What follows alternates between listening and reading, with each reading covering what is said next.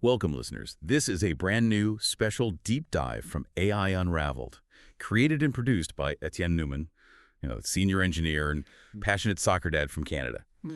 Remember to like and subscribe to AI Unraveled on Apple Podcasts. It really helps us stay on top of the latest in AI. You're listening to The Deep Dive, where we slice through a stack of information, pull out the important bits, the nuggets of knowledge just for you. Today, we're diving into something, well, a lot of us use every day. AI tools, specifically ChatGPT. As AI becomes this sort of indispensable co-pilot, we're asking, a really crucial question. Are we actually enhancing our abilities? Or are we maybe trading convenience for, well, a cognitive cost? Exactly. And we're going to unpack some pretty groundbreaking insights from a recent MIT study. It's titled, Your Brain on ChatGPT, The Cognitive Cost of Convenience. This isn't just about, getting things done faster. It's about what's really happening upstairs in our minds when we start outsourcing our thinking. All right, so our mission today is really to arm you, the listener, with the insights you need to navigate this. It's a complex new landscape, isn't it? We'll explore the cognitive side, identify potential risks, and maybe most importantly, figure out how to use these amazing tools without, losing our own mental edge. Okay, let's get into it. Let's jump straight into this MIT study then. It sounds fascinating. They had students hooked up to EEG monitors. Yeah, exactly. EEG monitors watching brain activity while they wrote essays. And they had different groups, some writing with nothing, just their brains, some using a search engine, and others using ChatGPT. Okay, so direct neurological measurements. What was the big takeaway? The headline finding. Well, the headline was pretty striking. It really points to this hidden cost of convenience. When students relied on ChatGPT, the EEG data showed quite clearly signs of thinking less, remembering less, and even caring less about their own work. Thinking less, remembering less, caring less. Wow, Yeah. that's quite a statement. Can you break that down? Give us some specifics from those EEG readings. What was actually happening in the brain? Yeah, absolutely. So the EEGs showed students using ChatGPT had, get this, 55% lower neural connectivity compared to the group writing just on their own. And just to clarify, neural connectivity, that's about how efficiently different brain regions are talking to each other, right? Okay. So this drop, it directly means less brain engagement, less of that deep processing we need for, active learning and creating stuff. And specifically, they saw less activity in the alpha and beta frequency bands.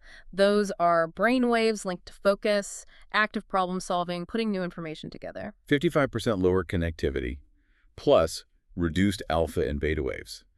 That is a significant drop in the brain's sort of active work. So Yeah. how did that play out? Did it affect their memory, originality? Oh, definitely. And this really hits the retention question hard. The study found that 83% of the ChatGPT users couldn't quote accurately from their own essays just minutes after writing them. 83%. Yeah. Just minutes later. Minutes later. Compare that to only 11% in the other groups. It's like they produced the text, but it just washed over them. It wasn't internalized. Wow. And yeah, their essays, less original, more generic language. They even use more third-person language, which kind of suggests this detached view, like they didn't really own the words. Okay, so you've got this huge drop in engagement, memory, ownership. But, they were faster, right? They must have turned out the essays quicker. Doesn't productivity count for something these days? They were faster, yes, 60% more productive overall, which sounds great on the surface, big gain in output.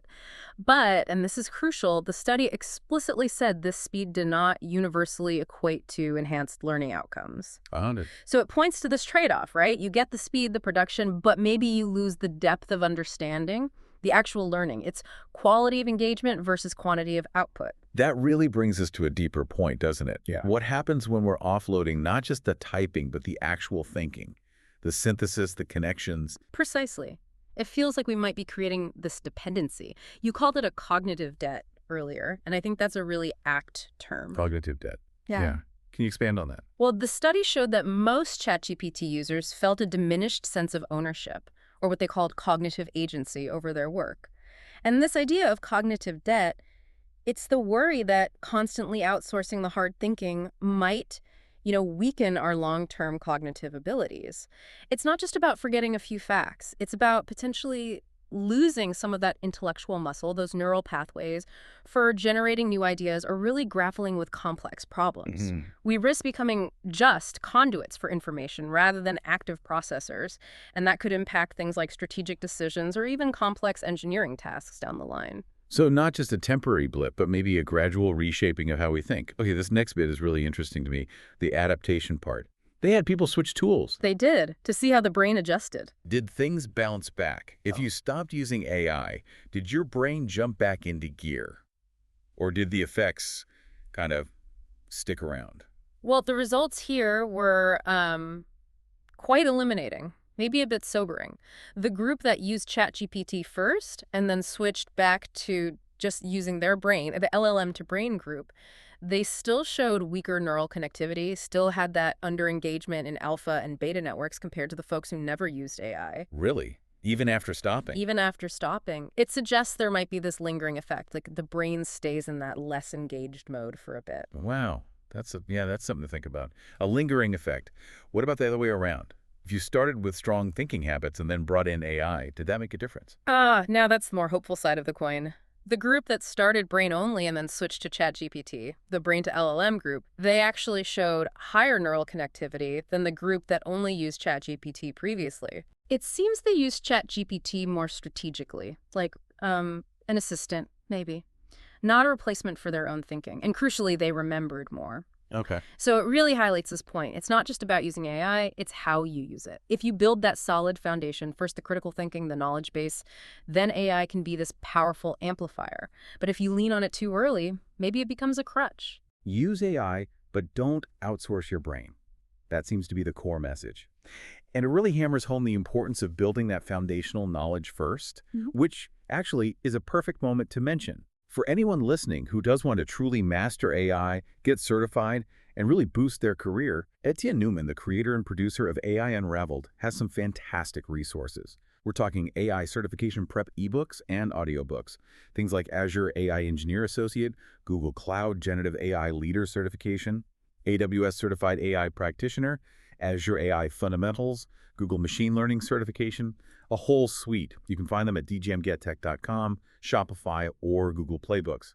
Plus, check out Etienne Newman's toolkit, the AI Unraveled Builders Toolkit. It's packed with tutorials, guides, audio, video, everything to help you start building with AI. All the links in the show notes, of course. And you know, this study, these findings, they're not just stuck in the lab. They're really echoing concerns and discussions happening in the real world in organizations right now. Right, it's moving beyond academia.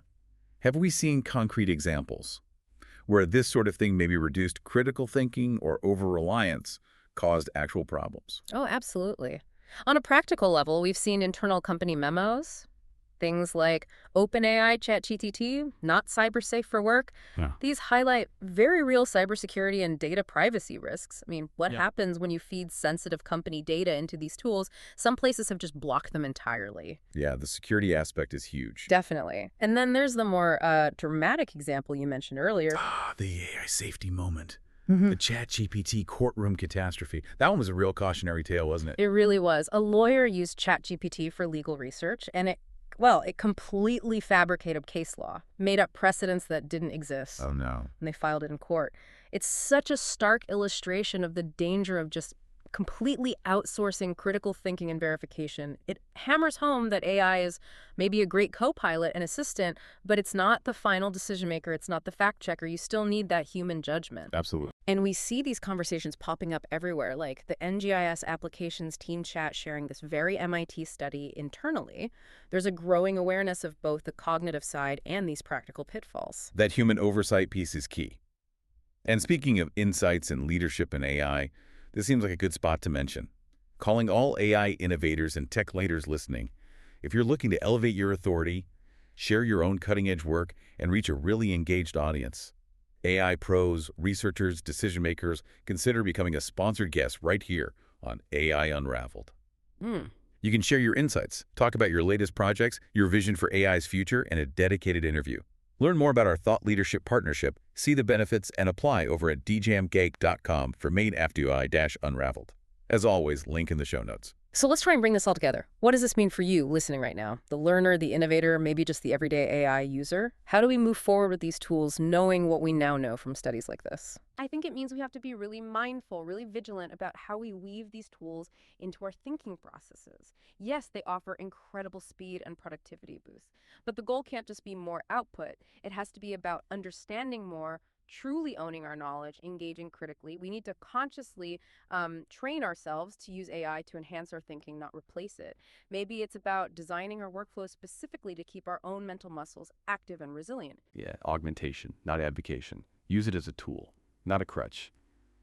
Keep that human brain, which is still the most powerful processor we've got, sharp and engaged. And just a quick reminder again for the AI innovators and tech leaders out there, want to share your vision on AI Unraveled?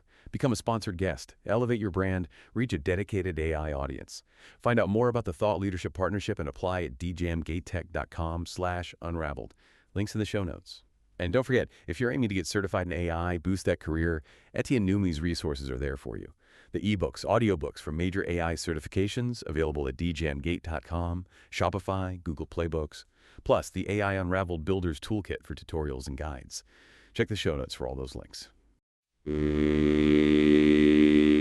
Okay, so this deep dive, it really leaves us with a final, maybe provocative thought for you to ponder.